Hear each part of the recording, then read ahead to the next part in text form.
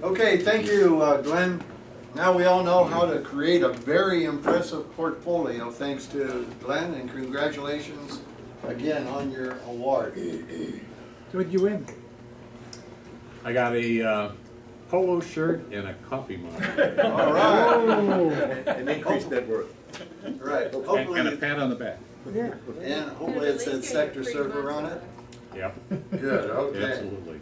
You're one of the few Man, you're people really, that have you one. know what, I got a little problem at home here that you can help me with.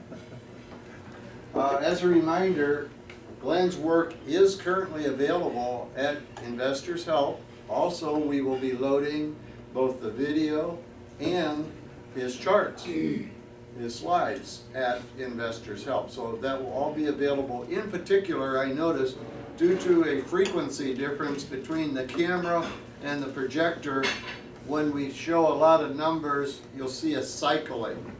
So it's sort of a frustrating situation, but that is why we provide the slides to you, so you can actually go to the slides, listen to what Glenn is saying, and then see exactly what he's talking about. So let's go to the next one. Let's take a look. Has anyone read their March perspective, the newsletter? Okay, well, maybe half the crowd. I'd like to encourage you in the future to be sure to read your perspectives, because there's a lot of good information in there. And I'm going to briefly go through here in part 2 of what was in the March perspective that should have been and would be of interest to you when you have a chance to read it. As you know, the perspectives are issued by the Chief SectorSurfer. Here's the most recent one. There's a list of 6 or 8 down at the bottom, so you can choose. But the one we're talking about now is March the 4th, the most recent one. Okay, Dave? There's 3 views of this perspective. The first, of course, is a virus hit SectorSurfer, and very quickly the technical expert Jim Gabash took care of it. Even though he was traveling, it was solved, and thanks to Jim, SectorSurfer is back up and running. Scott talked a little about the rebound in February. You can read about that. Let's go to the view 2.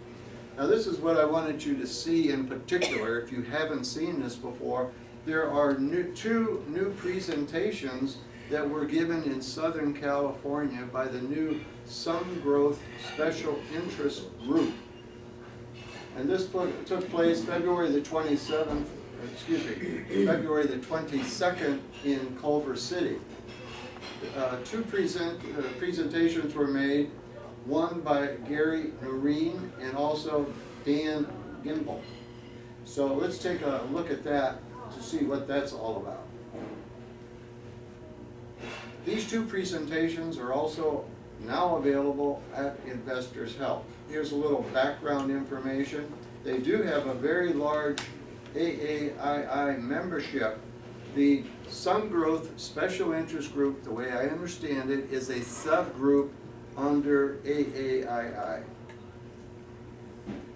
And so we'll be hearing more from them in the future. It's a very large group. They have 6,000 members in the LA area, LA chapter. Okay. Basically, here at Investors Help, you can see the presentations. The chapter president is Don Gimbel. Dan is the son, apparently, of Don. Don is the president. Here's a background information on Gary. All you have to do is click on his nickname is Yoda. As you probably know, what is his favorite subject when you go by nickname of Yoda? Cars. Cars, right. Very good, Phil.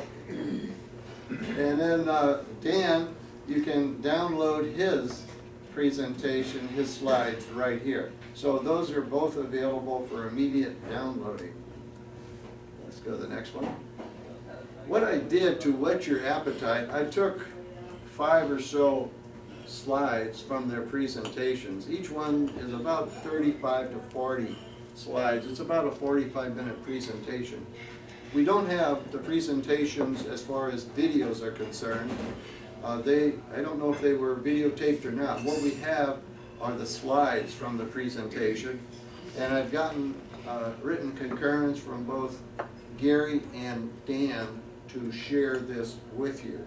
So as you can see on the previous one, we go back there a second, it's part of the Los Angeles Strategic Investment Special Interest Group, and it was given on the 22nd by Yoda. He talks primarily about how the top dog strategy, this is one of the best strategies, most profitable strategies you can find in the Hall of Fame. How that came about, talks about metrics, and then the construction of portfolio strategies, about how to prepare the model portfolio, the bubble, and then a portfolio strategy of strategies. And then finally, he talks about his portfolio. So all of this is covered within those slides. Next one. That is it. Thank you. He assumes a 5% return when calculating retirement income. This has increased his investing confidence. He's consciously spending much more. And I thought this was Spending it before interesting, you since he's been so successful using SectorSurfer and the money just keeps flowing in, his relatives heard about it. So I guess he's being hit up for some cash.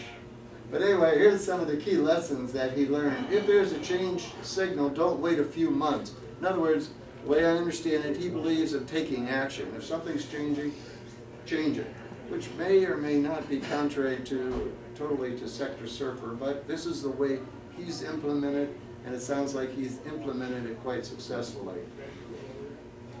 You can read this. And then finally, tweak strategies created by others. In other words, in the Hall of Fame, there are many, I think there's more than 150 strategies in there. Take a look at those and then tweak them to make what makes sense to you. There's a lot of good ones there, but it might not be exactly what you're looking for, but it's a good basis to begin your research, your analysis. Okay, Dave? The second presentation was by Dan Gimbel, and Scott said personally that this is perhaps the best introduction to SectorSurfer, to really understand what is SectorSurfer all about. And I know many users from time to time, especially when you're new, you have that question in your mind. There's just so much available to us, so many knobs to turn, so much information, and a lot of it is very technical. Well, this presentation will answer perhaps most of your questions. It's a good place to start. So, especially if you're new or if you have some questions you're not sure about, be sure to check out Dan's presentation here. As you can see here, it tells you a little about what it is, the name, how to access it. We should all know this information. It's web-based, we know that, and there's nothing to install on your computer. So everyone in here probably should know the first one there. Here are some key takeaways. It's a plug and play, it's easy, it gets results. However, even though it's easy to use, you can use it wrong. So you have to be very careful what you're doing. It's a very powerful tool. Garbage in, garbage out. We all understand that. We'll get into this in a minute. A lot of the strategies you use, you don't realize you're using outdated strategy. It's not outdated information. The data is outdated, and you don't realize that, yet you're using the strategy. So I'm going to point something out to you in a minute. It refers to the Hall of Fame. It's available for our use. It's great and easy way to start. I agree with SectorSurfer. Here's another one. Don't buy funds just because they're in a SectorSurfer strategy. There might be a reason not to buy a particular fund. You need to do your own research. And then, of course, use trial and error to find what strategies work best for you. He does have several cautions here. It's purely technical. In other words, as you all know, we're doing technical momentum analysis. We're buying funds, stocks that are moving. We're not really looking at the fundamental aspects of it. So as we do in other areas, you want to start with fundamentally strong funds, stocks, and then apply technical analysis for the timing to know when to get in, when to get out of those fundamentally strong financial instruments. Here, don't choose funds for strategies that you would never otherwise buy, and choose funds that you would own prudently. Just don't haphazardly buy it just because it's in SectorSurfer, or because it's in the Hall of Fame. Now, this is something that was really key, and I had forgotten about this, but when you use a strategy from the Hall of Fame, it's probably outdated data. You look, it can tell you, do you ever look right here and it says unsubscribed strategy, 90 days old and trend down. In other words, this data is not current. And you can also see it over here. Look carefully for the data age on the strategy chart. Many of us, and I know I caught myself at times just assuming that because it's here, this is current. It's not current. If you subscribe to that particular strategy, then it will be current. And you won't see this disclaimer here, or you won't see the warning over here. It's 90 days old. So be very careful of that. That's why before you invest money, you really should take those strategies that you're interested in and put them in an active account, not just in the sandbox. And that way you will have current data to make your decisions upon. Here's a variety of Dan's takeaways. I'm not going to go through all of these. Shop, study carefully, make sure you use them. Be skeptical and careful. Use trial and error. Okay.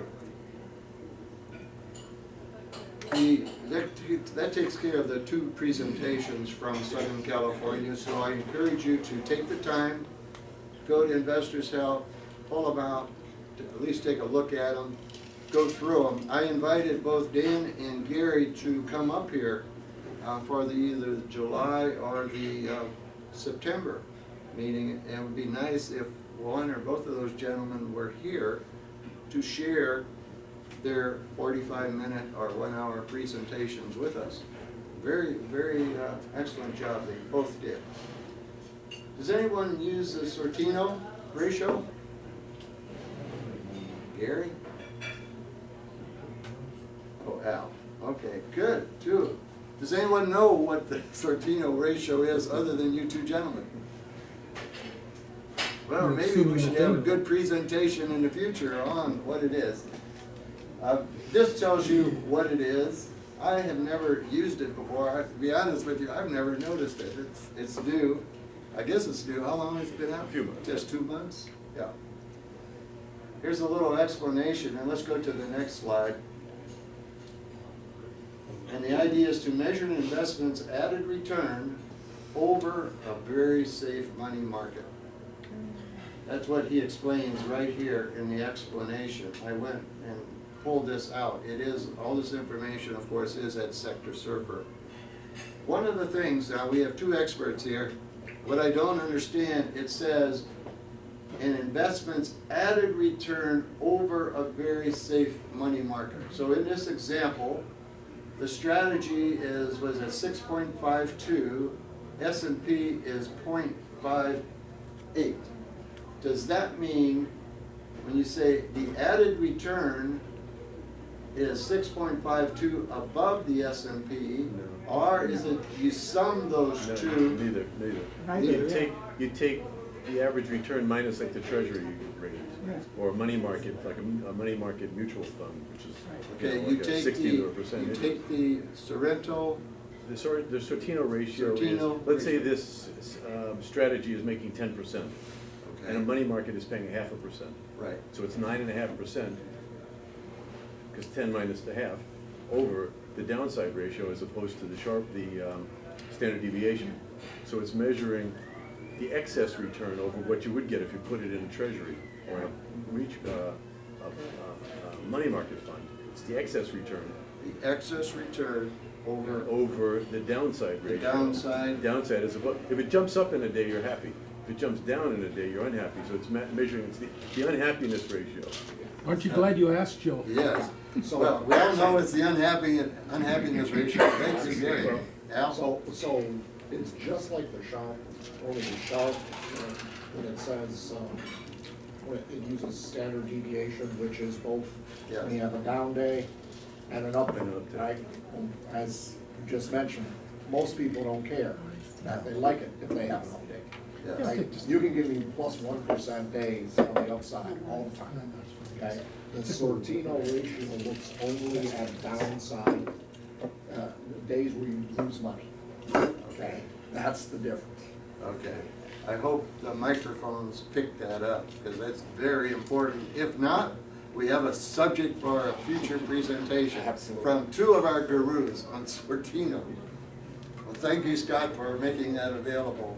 Hopefully, we'll all have the opportunity, take the opportunity to learn more about it. Okay.